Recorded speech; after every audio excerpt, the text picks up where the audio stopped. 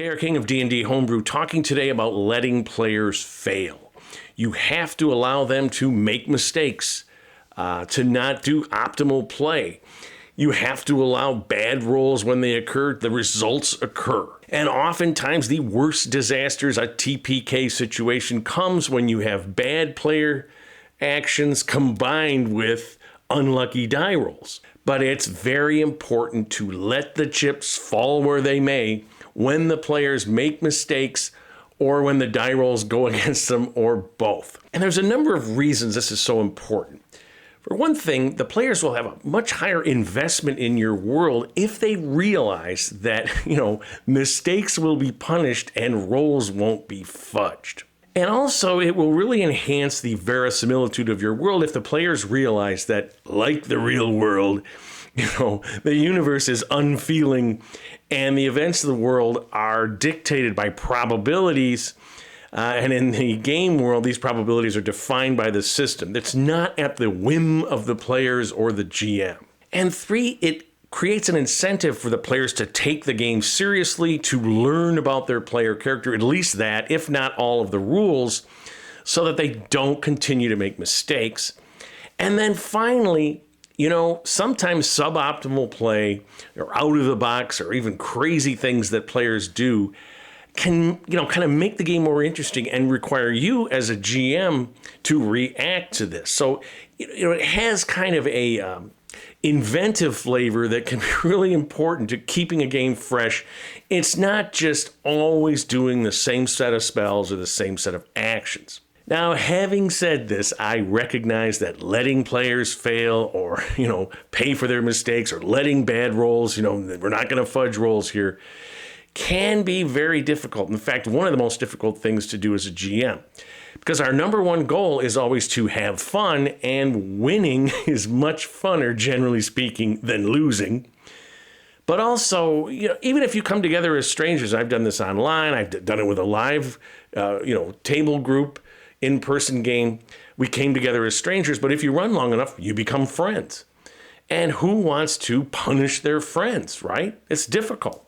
And so I will be the first to admit that in actual practice over the years, I can think of instances where I didn't quite let them fail the way they should have, but I always try to live by my advice. Because I have learned the lessons that when you don't let the players fail, when you fudge rolls, when you don't accept that they're making these mistakes and we're just going to let them make them, it cheapens your campaign. It cheapens this verisimilitude.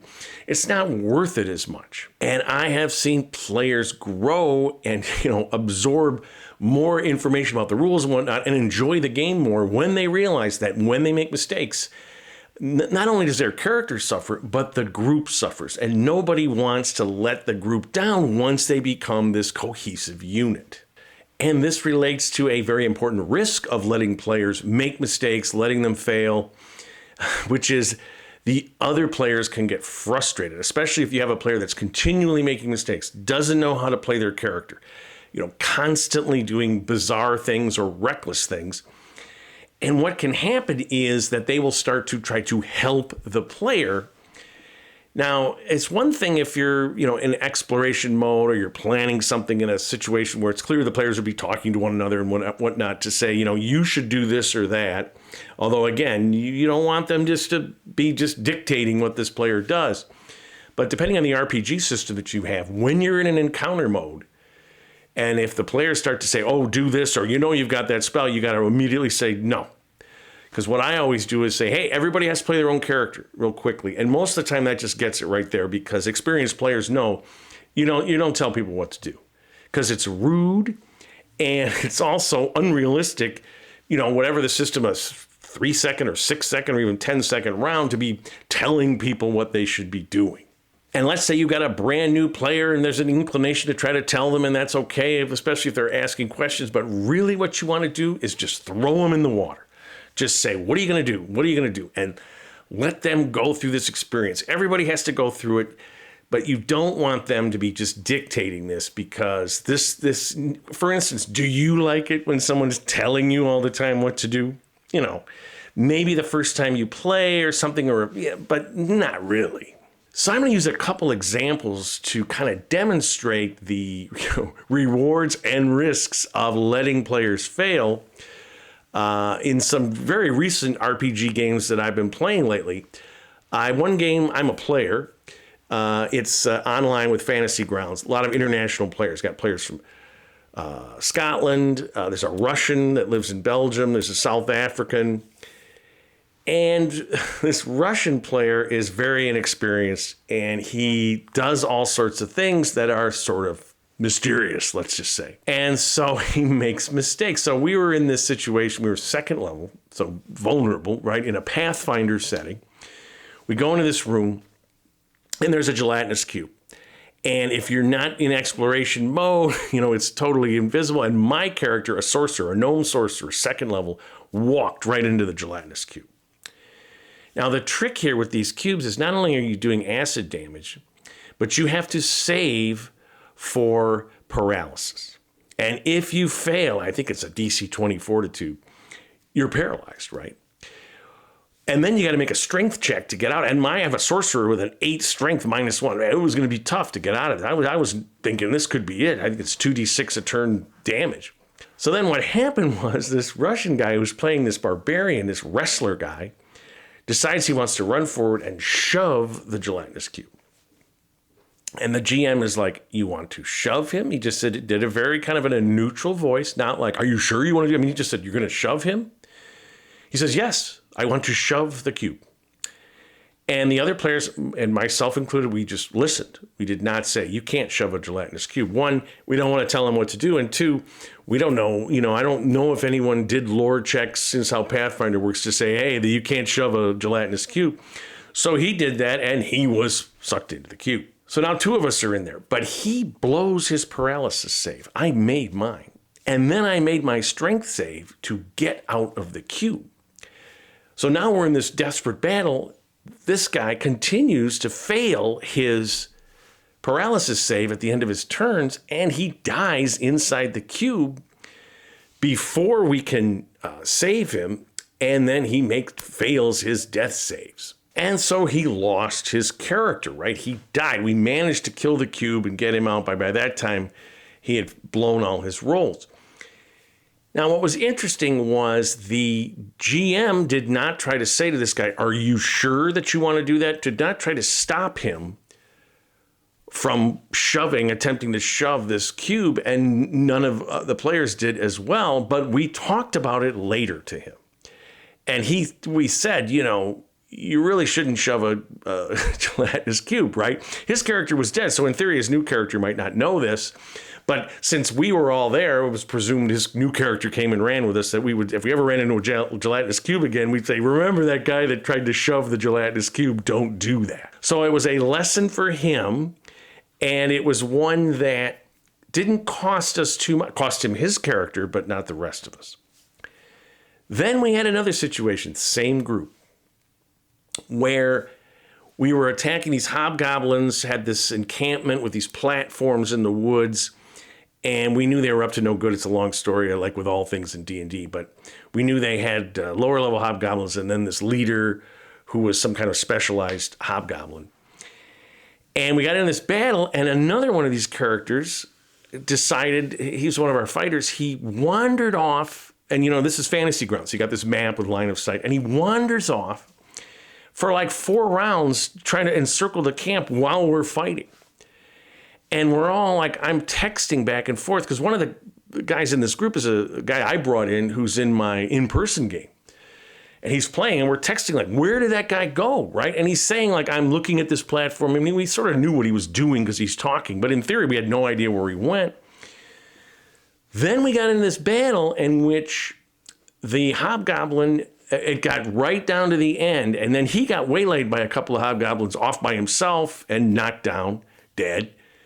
We got into this death battle with this hobgoblin. She did some, what my friend said, he counted 6 actions. I don't know, she had feats or something. It was very questionable what exactly happened. And it was a TPK. We all died. Now, 2 of us stabilized before the hobgoblins killed everyone else. The other people did not. They failed their death saves.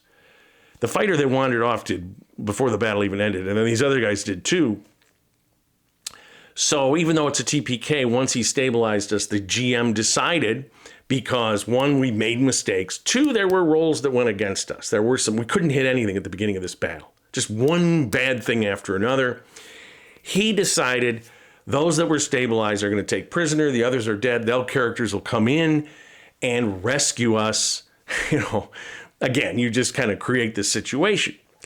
Now, as I mentioned, it was a little bit weird in terms of the Hobgoblin having these 6 actions. It's hard to remember you're in the middle of this thing. Also, you're in an online situation where it wasn't as easy to say to the fighter that had wandered off, where are you going? What are you doing? Which is, if you're around a table, you can have that. But there was also some combination of bad play and combination of bad luck. And what the guy did was he gave us this situation where we were captured and managed to escape. And then we eventually went back and got the Hobgoblin, got our stuff back, all that kind of thing. And then finally, a situation I had in my in-person group where the players were going to take on these fire giants, had taken over this complex of this ancient technology, and they were working away to try to get this ancient technology. And the players, even though the fire giants were powerful, more powerful than their group, they had a complete map of this complex that they had gotten. They knew some things about it. And they developed this elaborate plan to split up the group. One side goes over here. They had a whole bunch of mercenary types that they had hired. And then the other group came and they would take out one area of the giants, get the giants to all come and fight, while this group went and turned off these devices the giants were using. The problem was that when they organized this group, and they all told me they realized this as it was unfolding, because I had this giant battle map and all the figures, they began to realize that they had split up the party with inexperienced players on one side and the experienced players on the other, and a player that does particularly reckless things. They had agreed over and over to wait a certain number of rounds before they began to do things.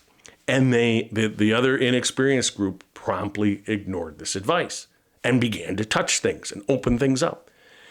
And an alarm went off. And the groups were attacked by the entire horde of these giants while they had the technology going. And it came very close to a TPK. Literally, one character had to roll a 20 death save, get a 1 back, kill the last fire giant. Everyone else was dead, or else the party's gone. Now, again, it was they had made this blunder. They had not done what because they knew if they're warned beforehand, we're in trouble. These fire giants can kill us. And as a GM, I'm sitting there going, well, if this might be a TPK. Now the situation, as I've said, and I did a video on how to avoid TPKs. I'll put a link up here to that. I wasn't sure what I was going to do. I wasn't sure how I was going to do this. So it was a combination. It was really dumb strategy. And the players all afterwards said to me, we realized suddenly, as we started to do this, we had made a mistake in our party composition. We'd screwed up. Because if one player had been there who was serious, because again, they cannot say anything, even though we're all around the table. When the other group is doing their thing, this group can't say anything. They're off in another part of the complex. And the same. And they honored that. They didn't try to say anything. They were grimacing and rolling their eyes and all sorts of frustrated things, but they stuck to it. They're good players. And we got ourselves in a situation. So each of these examples gives you some ideas here. The first one is just poor play, shoving the gelatinous cube, and that player paid for it. The second one is poor play with bad rolls that resulted in a TPK. And then the third one is poor tactics, ignoring the plan that they had, and then players not knowing how to play their characters, which again, with some bad rolls, almost ended up in a TPK. Well, how do you handle these situations? Well, as I said in the first one, we just said to this guy, now he knows. He has gotten better. He has rolled up some more. He still does bizarre things. But at the same time, he has also done things in this group. He has this barbarian with antlers, and I don't know, it's a long story, but he does interesting things. And he's always willing, he negotiates with people and says things and asks questions, and he's into the role playing. And even though he's crazy, we have adapted as players. We have said to him, you got to watch out for this and that. And he's very, okay. But we've also recognized that he does interesting things, right? And the other player, interesting, the guy that wandered off, quit the campaign after the TPK. He didn't like that. He didn't like losing his character. He was the guy that wandered off. So he's done. I mean, he's out of the situation. In my in-person group, all sorts of things happened after that. The players talked to these players and said, guys, you've got to get your act together. Look at your character. Look at these things you can do. Or what I would do in that situation is, if we have a plan, we have to stick to the plan. And from now on, when we make a plan, we're all going to say, we are going to stick to the plan. We're not just going to start doing things, right? And you establish that. The players can police this much better than you as a GM, but you can still do it. The other thing that's important is when you have a situation where player mistakes, bad rolls, things got really desperate, you can talk about the fact that, look at all those bad rolls. And the players probably know this, but it might be good to remind them as the GM, because it says, I don't fudge rolls. I often, most of the time, roll the monster's attacks right in front of the players just to show them I'm just rolling this. Sometimes I forget and roll behind the screen, but most of the time I'm rolling right there because I want them to see these are the rolls, right? And it can get ugly, and you may get creative. We're not talking about unfairness or anything. We're talking about it's a legitimate thing, and the rolls go against them, and they made a few crucial mistakes, depending on how you handle that. But what you should do is, in your discussion, point out the mistakes, point out the roles, and make everyone realize what happened. Because the thing is, we play the game with probability and rolling, knowing that the rolls can go against you. There's the Twilight Zone episode, I brought it up in some other video, where the gambler guy he doesn't realize he's in hell. He thinks he's in heaven because he's at this casino and the girls like him and he's rolling, he's winning. And he realized, I'm tired of winning. And he goes, maybe I would be better off in hell instead of heaven. And the maitre d' or whatever says, well, you are in hell, right? Because it's hell to just win if you're a gambler, knowing that there's no chance to lose. There's no excitement. There's no juice. There's no action. Well, that's what players want too. So they need to know that the risk of that is, if things go against them, it can be a disaster. And if they make mistakes, it can be a disaster, to encourage them to learn about their characters, to learn the game. And if you have someone that it's clear they're never really going to learn the game, the other players can just remind them beforehand, remind them after the game, hope to get them at least to learn enough about their character not to make those errors. So hopefully that's helpful. Again, you must let your players fail. I'd love to hear comments from you on situations you've had in a similar way. But most importantly, my friends, keep playing an RPG game, whichever one you prefer, and tell somebody else about it.